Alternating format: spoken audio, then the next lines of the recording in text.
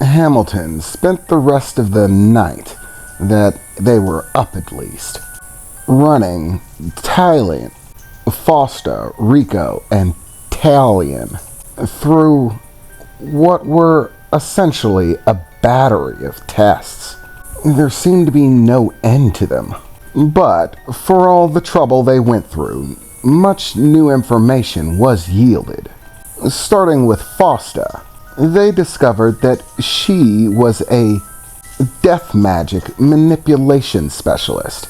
The category of demonic magic manipulation focuses on other individuals, rather than destroying them with outright power like elemental blasts and attacks. It focuses on manipulating the enemy.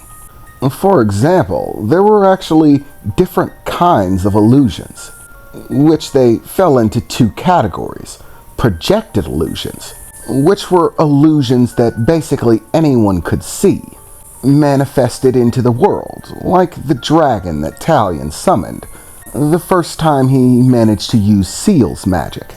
It was just a projection, obviously, not physically there, but anyone with eyes could see it, because it fell into the illusion category of demonic magic.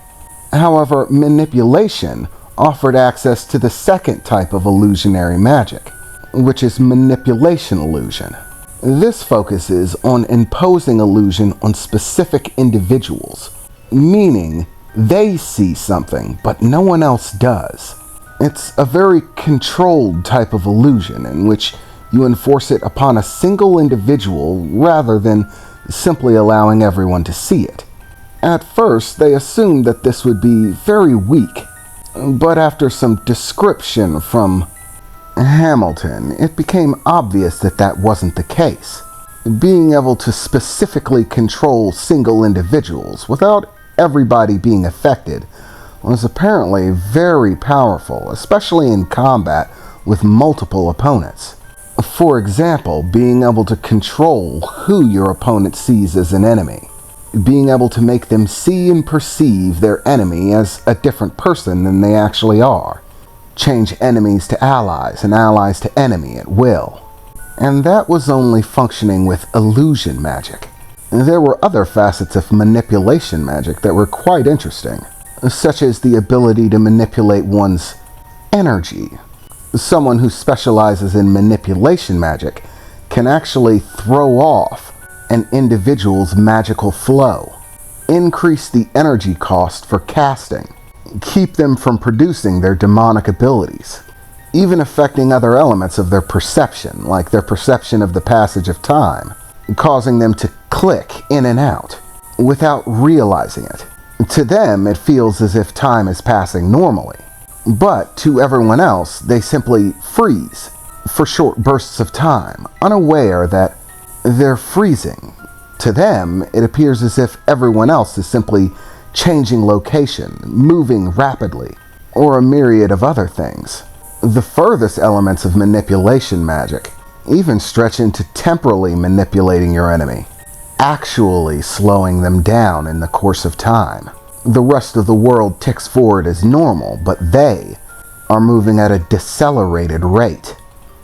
Or, in terms of helping, they can also manipulate others to benefit them, causing increases in demonic energy flow that result in more powerful spells, enhancing one's temporal state so that they are moving faster rather than slower.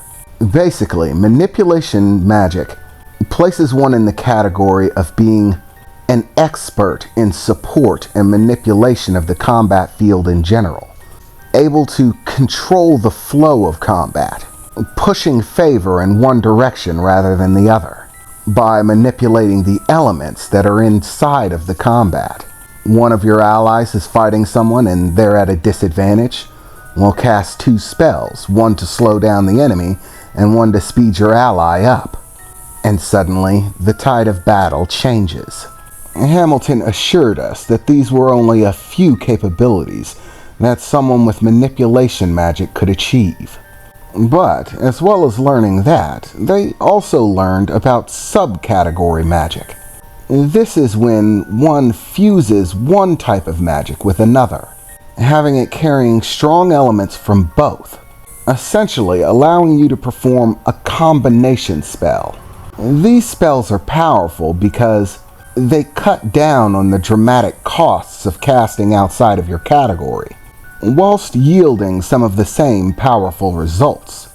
However, it still isn't as cheap in terms of the amount of demonic energy you spend as casting within your own section. It only reduces the cost, and only for 2 different kinds of magic that are specific to each individual. Fosta's secondary categories turned out to be destruction and enhancement.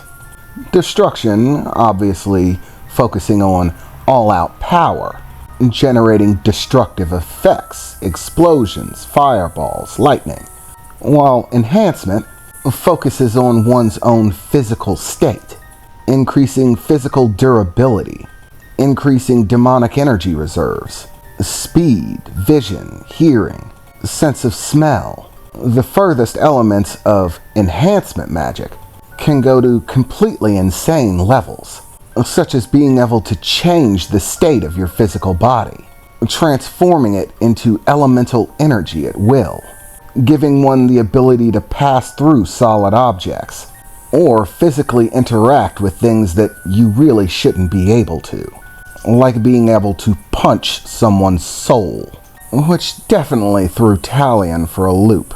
The fact that you could punch someone's soul was definitely not something he expected to be possible.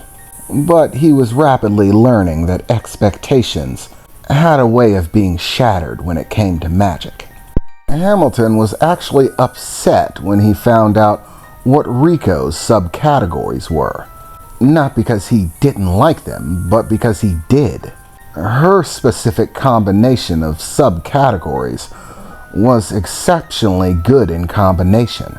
If a high-level demon had acquired that set, they would be, well, frightful to deal with. Frankly, he was upset that it wasn't a more powerful demon that got that combination and got to train under him. Rico's subcategories were summoning and empowerment.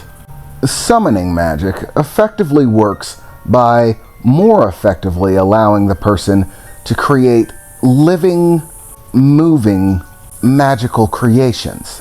In essence, basically anyone, if they put enough effort into it, could create a monstery entity made of fire. It would just cost an inordinate amount of energy.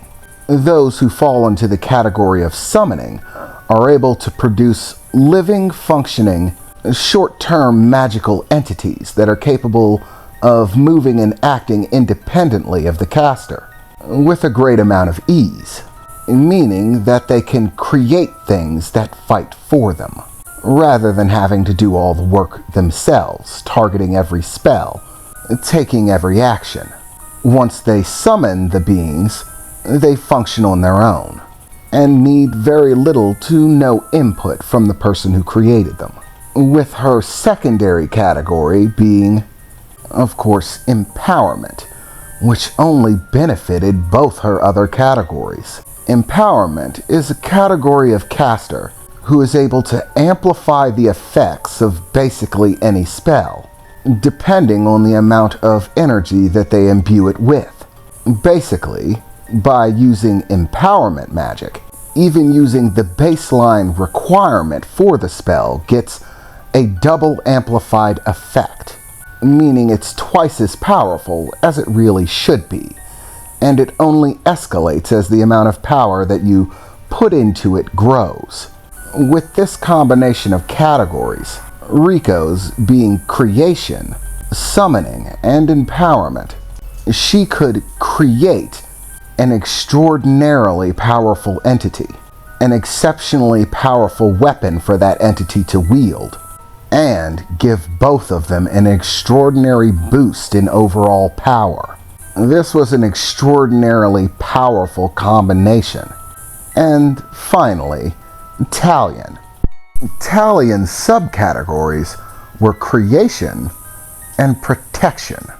Creation, obviously giving one the ability to create solid objects out of demonic energy, the power of which depends on the amount of power that you put into them. And protection magic is exceptionally useful in defense, giving one the ability to summon far more powerful barriers, protect the body with fields of energy, and things of that nature. It even allows one to protect himself against ill effects, such as the effects of manipulation magic, which might blur your senses or negatively affect you in some way. Those that master protection magic have the innate ability to cancel these things out, as well as forming a powerful defense that's hard to get around. Taleon's combination was exceptionally good, except for the seal's magic, taking into account only his other two specialties, destruction and protection. He had an exceptionally balanced set of abilities that would normally fare extremely well in combat, especially close-range combat, being able to output exceptionally powerful attacks while sustaining an exceptionally strong defense. The only thing that would normally be messing it up being his primary of seals expert. But Talion's unique abilities gave him a specific talent to seemingly overwrite that, which Hamilton wanted to do in-depth research on. After discovering everybody's subcategories, that's what he spent most of his time on, asking Talion to do a large battery of tests, which seemed to yield very interesting information.